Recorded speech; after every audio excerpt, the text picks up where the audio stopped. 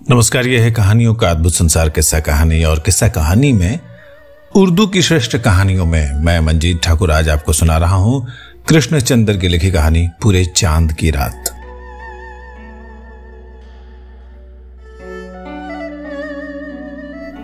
अप्रैल का महीना था। बादाम की डालियां फूलों से लद गई थी और हवा में बर्फीली खुनकी के बावजूद बाहर की लताफत आ गई थी। बुलंदोबाला तंगों के नीचे मखमली दूब पर कहीं कहीं बर्फ के टुकड़े सफेद फूलों की तरह खिले हुए नजर आ रहे थे। अगली माह तक के सफेद फूल इसी दूब में जज्ब हो जाएंगे और दूब का रंग गहरा सब्ज हो जाएगा और बादाम की शाखों पर हरे हरे बादाम पुखराज के नगीनों की तरह झिलमिलाएंगे और नीलगू पहाड़ों के चेहरों से कोहरा दूर होता जाएगा और इस झील के पुल के पार पगडंडी की खाक मुलायम भेड़ों की जानी पहचानी बा से झंझना उठेगी। और फिर इन बुलंदोबाला तंगों के नीचे चरवाहे भेड़ों के जिस्मों से सर्दियों की पली हुई मोटी मोटी गफ ऊन गर्मियों में कुतरते जाएंगे और गीत गाते जाएंगे। लेकिन अभी अप्रैल का महीना था। अभी तंगों पर पत्तियां न फूटी थी, अभी पहाड़ों पर बर्फ का कोहरा था, अभी पगडंडी का सीना भेड़ों की आवाज से गूंजा न था, अभी संबल की झील पर कमल के चिराग रोशन न हुए थे। झील का गहरा सब्ज पानी अपने सीने के अंदर उन लाखों रूपों को छुपाए बैठा था जो बाहर की आमद पर यकायक उसकी सतह पर एक मासूम और बेलौस हंसी की तरह खिल जाएंगे। पुल के किनारे किनारे बादाम के पेड़ों की शाखों पर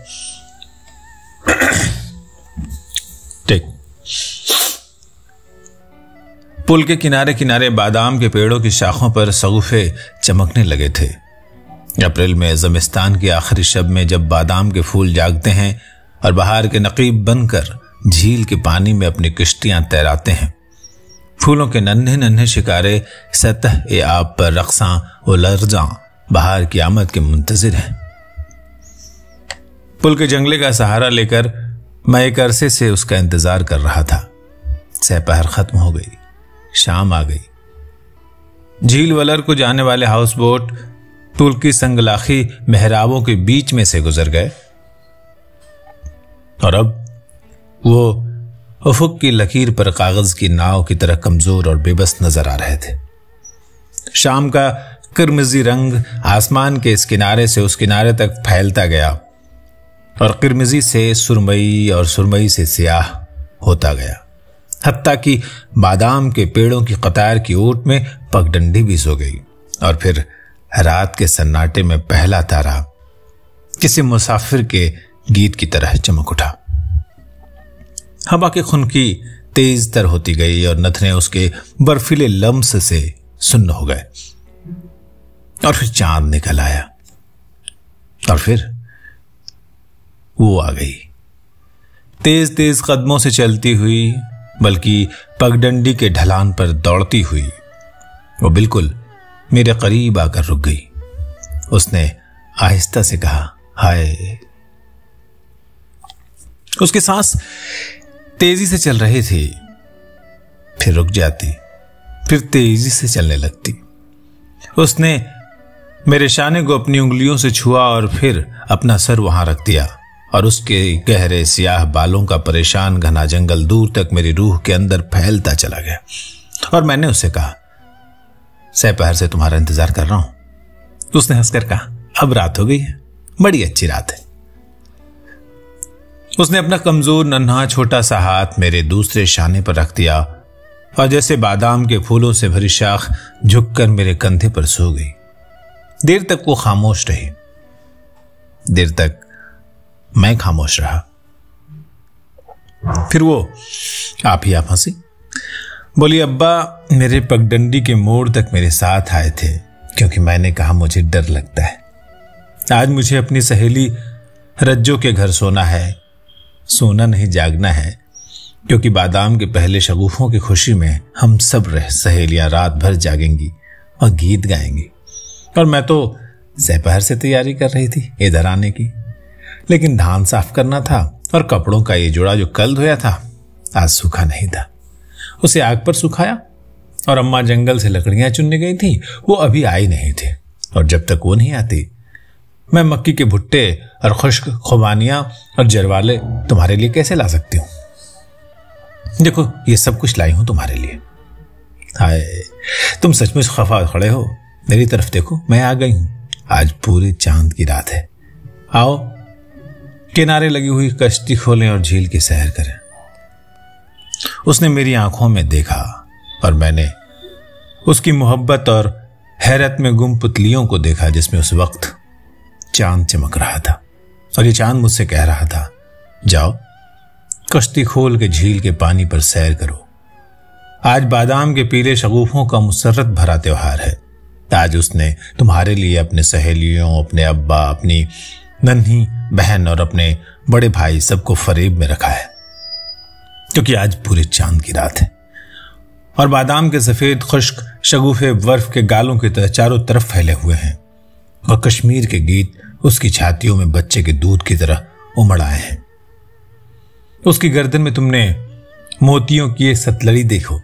ये सुर्ख सतलड़ी उसके गले में डाल दी और उससे कहा, तो आज रात भर जागेगी। आज कश्मीर की बहार की पहली रात है। आज तेरे गले में कश्मीर के गीत यूं खिलेंगे जैसे चांदी रात में जाफरान के फूल खिलते हैं। ये सुर्ख सतलड़ी पहन ले। चांद ने ये सब कुछ की हैरान पुतलियों से झांक के देखा, फिर यकायक किसी पेड़ पर एक बुलबुल नगमा सर हो उठी और कश्तियों में चिराग झिलमिलाने लगे और तंगों से परे बस्ती में गीतों की मध्यम सदा बुलंद हुई। गीत और बच्चों के कहकहे और मर्दों की भारी आवाजें और नन्हे बच्चों के रोने की मीठी सदाएं और छतों से जिंदगी का आहिस्ता आहिस्ता सुलगता हुआ धुआं और शाम के खाने की महक, मछली और भात और कड़म के साग का नरम नमकीन और लतीफ जायका और पूरे चांद की रात का बहार आवरी जोन। मेरा गुस्सा धुल गया। मैंने उसका हाथ अपने हाथ में ले लिया और उससे कहा, आओ चलें झील पर। पुल गुजर गया, पगडंडी गुजर गई, बादाम के दरख्तों की कतार खत्म हो गई, तल्ला गुजर गया। अब हम झील के किनारे किनारे चल रहे थे। झाड़ियों में मेढक बोल रहे थे। मेंढक और झिंगुर और बींडड़े, उनकी बेहंगम सदाओं का शोर भी एक नगमा बन गया था। ये ख्वाब नाक सिम्फनी और सोई हुई झील के बीच की चांद की कश्ती खड़ी थी, साकिन चुपचाप मोहब्बत के इंतजार में हजारों साल से इसी तरह खड़ी थी। मेरी और उसकी मोहब्बत की मुंतजिर, तुम्हारी और तुम्हारे महबूब की मुस्कुराहट की मुंतजिर, इंसान के इंसान को चाहने की आरजू की मुंतजिर। ये पूरे चांद की हसीन पाकिज़ा रात किसी कुंवारी के बेच हुए जिस्म की तरह मोहब्बत के मुकद्दस लम्स की मुंतजिर है। कश्ती खुबानी के एक पेड़ से बंधी थी जो बिल्कुल झील के किनारे उगा था। यहां पर जमीन बहुत नरम थी और चांदनी पत्तों की ओट से छनती हुई आ रही थी और मेढक हौले हौले गा रहे थे और झील का पानी बार बार किनारे को चूमता जाता था और उसके चूमने की सदा बार बार हमारे कानों में आ रही थी। मैंने दोनों हाथ उसकी कमर में डाल दिए और उसे जोर जोर से अपने सीने से लगा लिया। झील का पानी बार बार किनारे को चूम रहा था। पहले मैंने उसकी आंखें चूमी और झील की सतह पर लाखों कंवल खिल गए। फिर मैंने उसके रुखसार चूमे और नरम हवाओं के लतीफ झोंके यकायक बुलंद होकर सदा गीत गाने लगे। फिर मैंने उसके होंठ चूमे और लाखों मंदिरों, मस्जिदों और कलीसाओं में दुआओं का शोर बुलंद हुआ और जमीन के फूल और आसमान के तारे और हवाओं में उड़ने वाले बादल सब मिलकर नाचने लगे। फिर मैंने उसकी ठोड़ी को चूमा और फिर गर्दन की पेच खम को, और कमल खिलते खिलते सिमटते गए कलियों की तरह और गीत बुलंद हो के मध्यम होते गए और नाच धीमा पड़ता पड़ता रुक गया। अब वही मेढक की आवाज थी, वही झील के नरम नरम बोसे, कोई छाती से लगा सिसकियां ले रहा था। मैंने आहिस्ता से कश्ती खोली, वो कश्ती में बैठ गई। मैंने चप्पू अपने हाथ में ले लिया और कश्ती को खेकर झील के मरकज में ले गया। यहां कश्ती अपने आप ही खड़ी हो गई, न इधर बहती थी न उधर। मैंने चप्पू उठाकर कश्ती में रख लिया। उसने पोटली खोली, उसमें से जरवालो निकालकर मुझे दिए, खुद भी खाने लगी। जरवालो खुश्क थे, खट्टे और मीठे। वो बोली, ये पिछली बार के हैं। मैं जरवालो खाता रहा और उसकी तरफ देखता रहा। वो आहिस्ता से बोली, पिछली बहार में तुम नहीं थे, पिछली बहार में मैं नहीं था और जरवालों के पेड़ फूलों से भर गए थे। जरा सी शाख हिलाने पर फूल टूटकर सतह जमीन पर मोतियों की तरह बिखर जाते थे। पिछली बहार में मैं नहीं था और जरवालों के पेड़ फलों से लदे फंदे थे। सब्ज सब्ज जरवालो, सख्त खट्टे जरवालो जो नमक मिर्च लगा के खाए जाते थे और जबान सीसी करती थी और नाक बहने लगती थी, और फिर भी खट्टे जरवालो खाए जाते थे।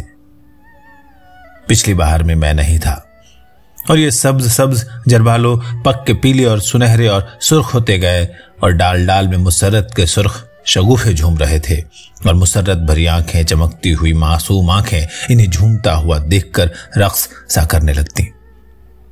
पिछली बहार में मैं नहीं था और सुर्ख सुर्ख जरवालो खूबसूरत हाथों ने इकट्ठे कर लिए, खूबसूरत लबों ने उनका ताजा रस चूसा और उन्हें अपने घर की छत पर ले जाकर सूखने के लिए रख दिया कि जब ये जरवालो सूख जाएंगे, जब एक बहार गुजर जाएगी और दूसरी बहार आने को होगी, तो मैं आऊंगा और उनकी लज्जत से लुत्फ अंदोज हो सकूंगा।